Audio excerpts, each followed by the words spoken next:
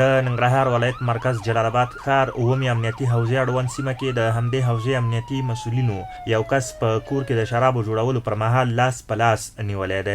د ننګرهار امنیه قوماندانۍ مطبوعاتي مسؤل سید طیب حماد وایي دغه کس یې د کشفي راپورونو له مخې چې په یو کور کې یې شراب جوړول نیولی او په خپل جرم یې اعتراف کړی دی.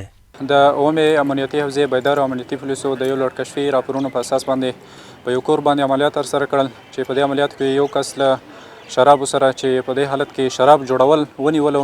نیول شوی کس په خپل جرم باندې اعتراف کړی چې وروسته به رسما عدلي او قضایي ارګانونو ته وسپارل شي.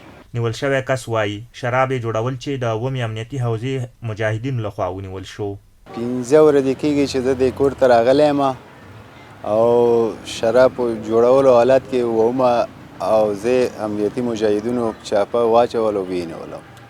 د اوومې امنیتي حوزې امیر مولوي ضیاءالحق ننګیال وایي هیڅ چاته به اجازه ورنه کړي چې د نشهیي توکو کاروبار ترسره او عامه نظم ګډوډ کړي او که څوک سرغړونه کوي نو سنګینه سزا به ورکوي. الحمدلله منګه هیڅ چاته اجازه نه ورکوو چې څوک داسې جرمونه ترسره کړه چې هغه زموږ آینده نسل خرابوي، چې هغه شراب دی یا ټابلیټ کا دی، هیڅ چاته هم اجازه نه ورکوو او انشاءالله تعالی د قانون منګولو ته بسپارو.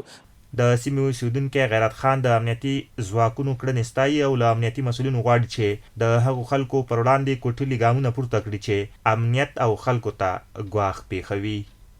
تاسو یې عملاً وینئ چې زموږ د امارت اسلامي زړورو مجاهدینو نن دغلته د شرابو یو فابریکه نیولې ده.